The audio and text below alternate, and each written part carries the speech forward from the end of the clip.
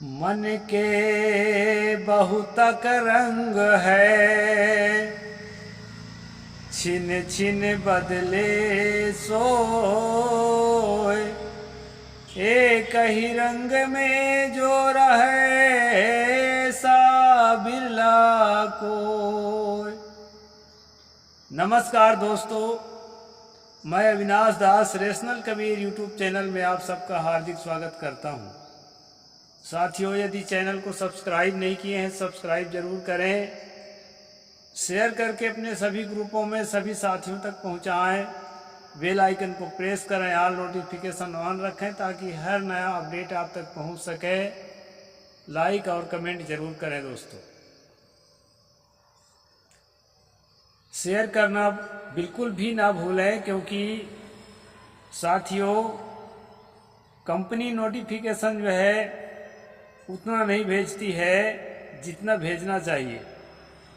इसलिए आपका शेयर ही चैनल के प्रमोट करने के लिए बहुत महान कार्य है, इसलिए शेयर जरूर करें दोस्तों।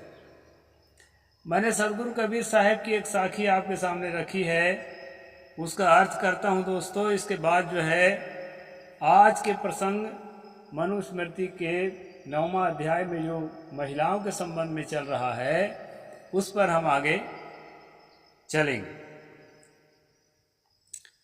सदगुरु ने कहा, मन के बहुतक रंग हैं, छिन छिन बदले सोए। एक ही रंग में जो रहे ऐसा बिरला कोई। साहब कहते हैं कि हमारा जो मन है अनेक रंगों वाला होता है।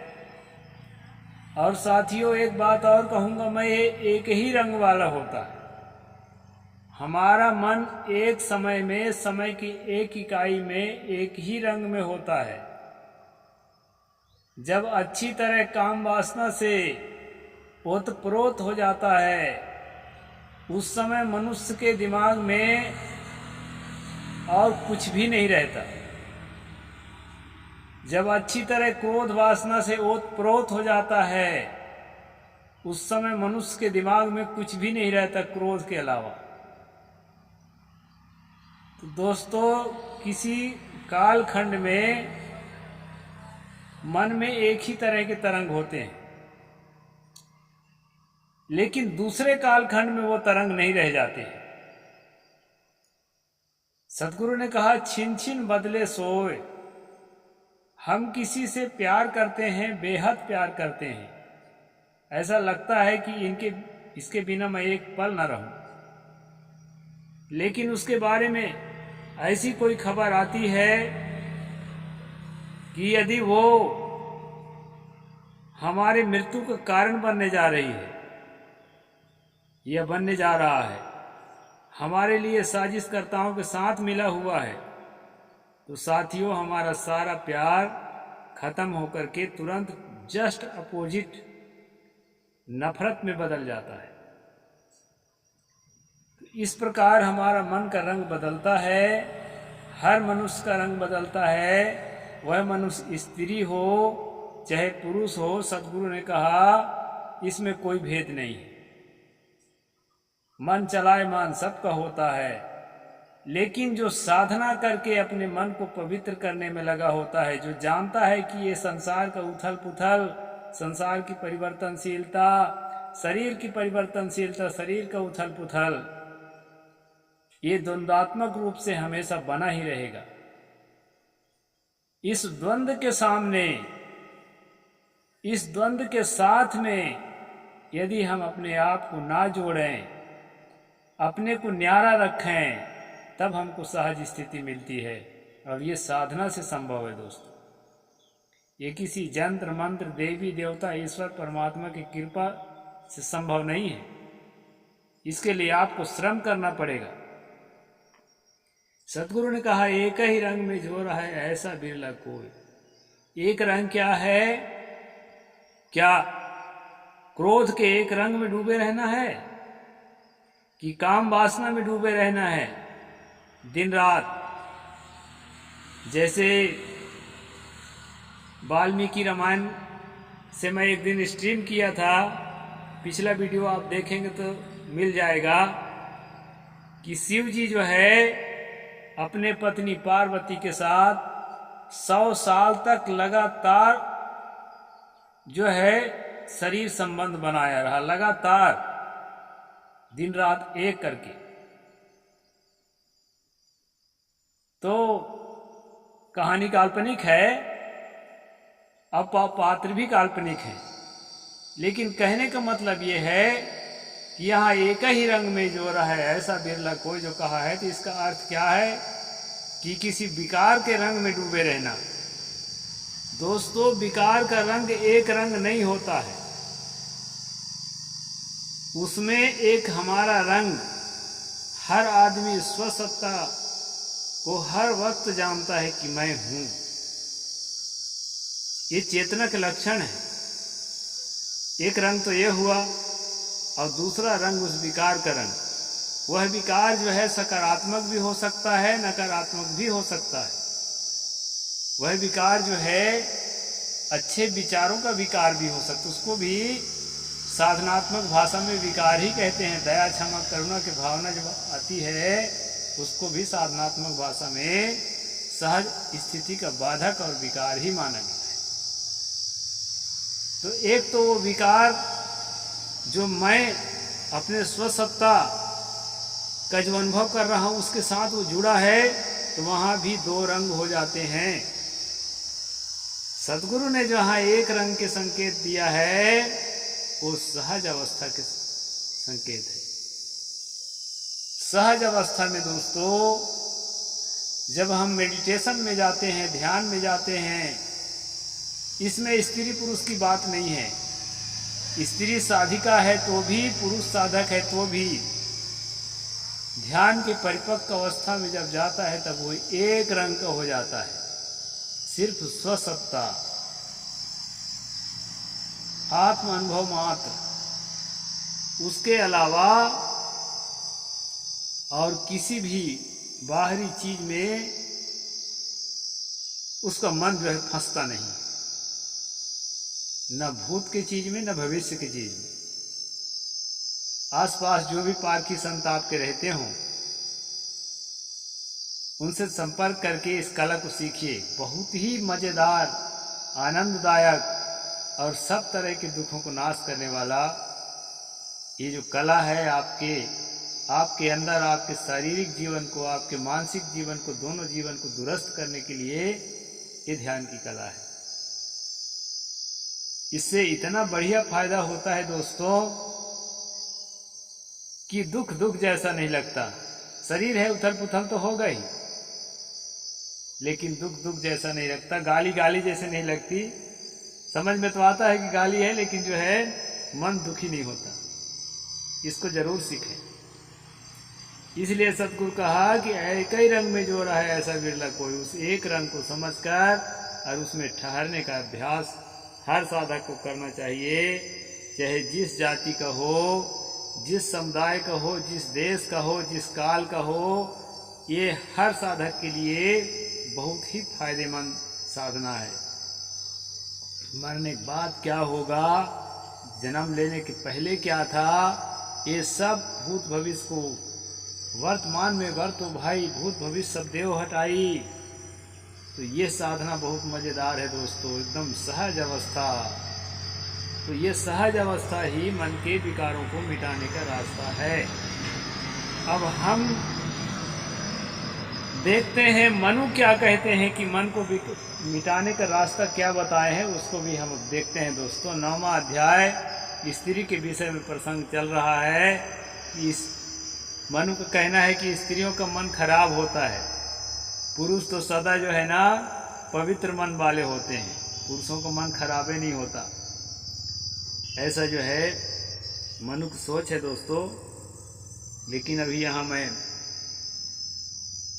कहीं कहीं पर पुरुष पर भी खराबी पैदा किया है, तो उसमें सबसे ज़्यादा खराबी जो है शूद्रों को बता दिया।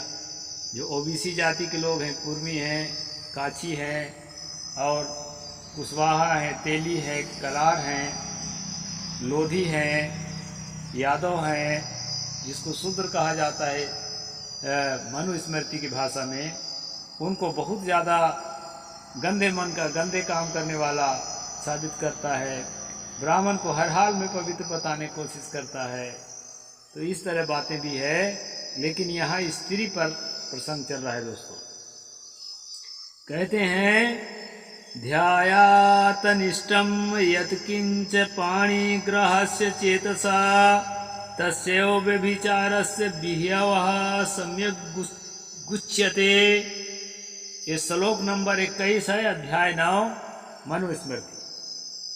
यहाँ पर कहते हैं दोस्तों, जो स्त्री अपने पति के विरुद्ध पर पुरुष में गमन करने की इच्छा मन में करती है, दूसरे के पुरुष के साथ जो है संबंध बनाने के लिए मन में सोचती है, अगर स्त्री उस मानसिक पाप से कलुषित चित्त के शुद्ध के लिए नीचे लिखा मंत्र है। अब इसके लिए मंत्र दे दिया, यानी मंत्र पढ़ने से उसके स्त्री का मन जो है शुद्ध हो जाएगा। और अभी तक इस वीडियो के अंदर आपसे मैं क्या बताया, मन को शुद्ध करने का तरीका, वो है ध्यान। ये कोई जंत्र मंत्र, ये किसी देवी देवता भगवान के भरोसा ये काम नहीं होता है।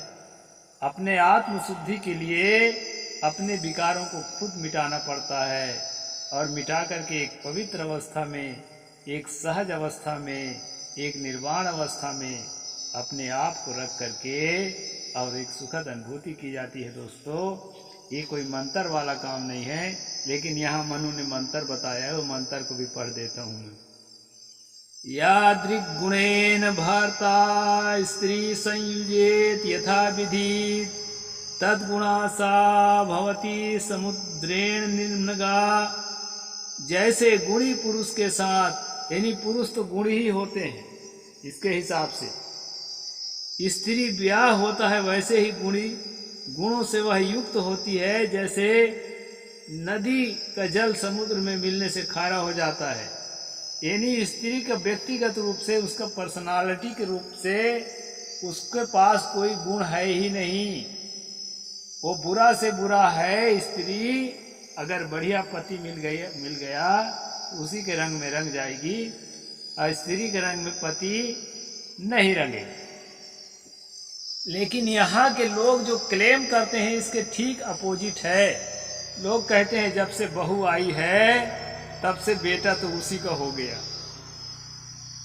हमारे मन का तो रहा ही नहीं गया, वो अपने मन का भी नहीं रह गया, उसी के मन का हो गया।